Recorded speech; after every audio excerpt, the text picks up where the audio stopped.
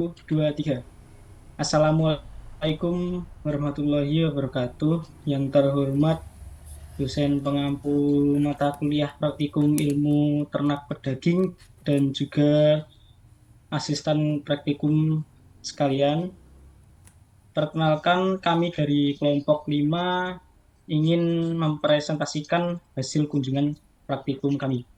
Sebelumnya perkenalkan saya Mas Ruki Andita dan teman-teman saya Mila Audia Karohmah dan juga Alfaza Nur Abdillah.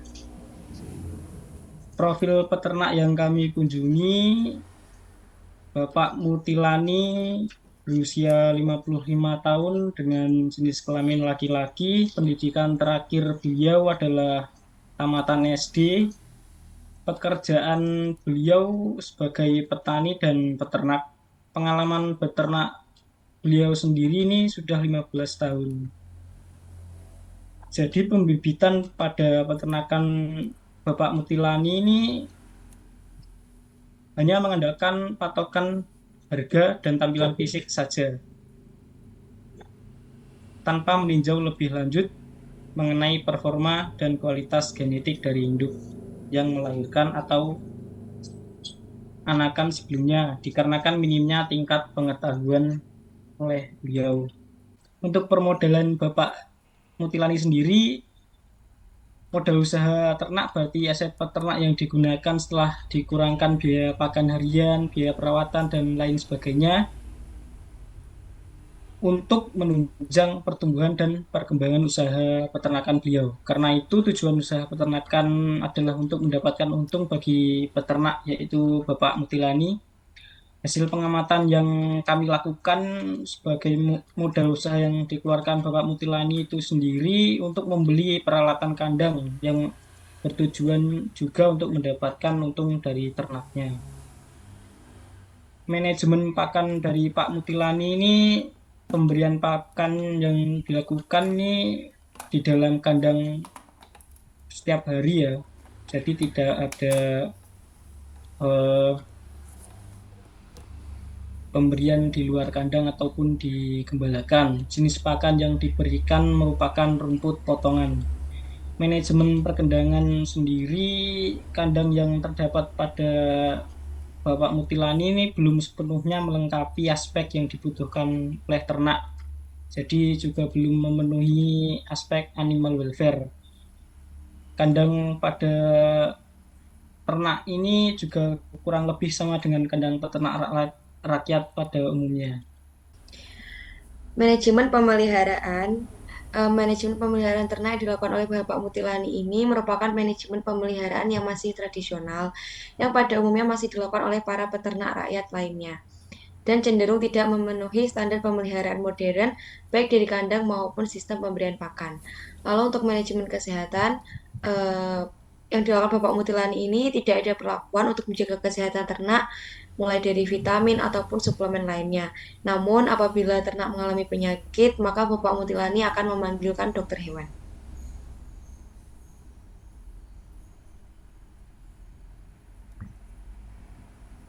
Next Ki. Lalu selanjutnya manajemen pemasaran dan juga penyuluhan ternak. Untuk penjualan ternak, Pak Mutilani menyerahkan seluruhnya kepada Belantik Sapi, dan untuk penyuluhan peternakan kurang baik karena Bapak Mutilani tidak mengikuti paguyuban atau kelompok ternak di sekitar desa karena tidak adanya paguyuban yang disediakan oleh desa tersebut. Lalu untuk statistik vital, karakteristik morfometri yang diukur pada sapi Bapak Mutilani antara lain panjang badan, tinggi gumba, tinggi pinggul, lebar pinggul, lebar dada, lingkar dada, panjang kepala, dan lebar kepala. Kemudian akan dihitung menggunakan rumus untuk pendugaan bobot badan ternak.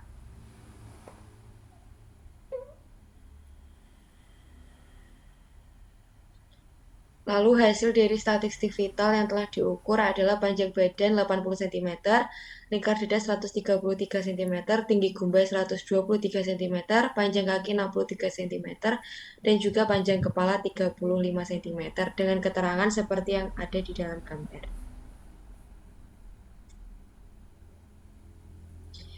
Lalu kepemilikan ternak sejak 6 bulan terakhir, yaitu betina dara 2 ekor, yang kepemilikannya statusnya adalah sewa, lalu induk bunting dewasa adalah 1.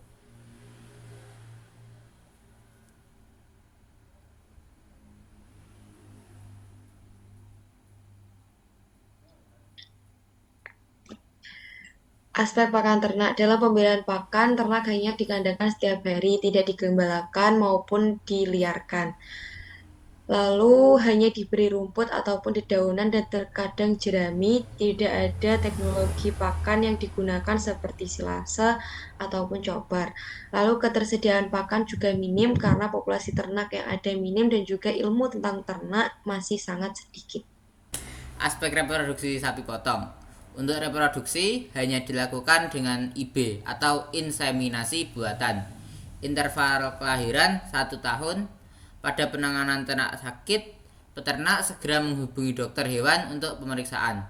Kemudian ada aspek penjualan ternak. Untuk penjualan sapi, Bapak Mutilani sendiri tidak pernah melakukan penjualan secara mandiri di pasar maupun promosi secara online. Bapak Mutilani melakukan penjualan ternak hanya melalui perantara belantik karena alasan tidak mengeluarkan ongkos atau biaya transportasi. Untuk harga ternak yang dijual juga tergantung kepada harga yang ditetapkan oleh belantik dengan negosiasi.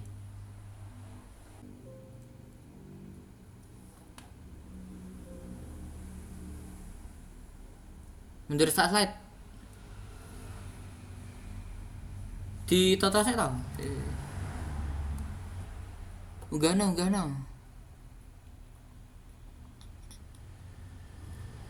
Penjualan ternak.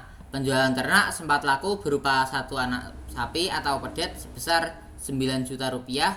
Penjualan ternaknya melalui belantik. Sekian dari kelompok kami. Apabila ada kekurangan, kami mohon maaf. Wassalamualaikum warahmatullahi wabarakatuh.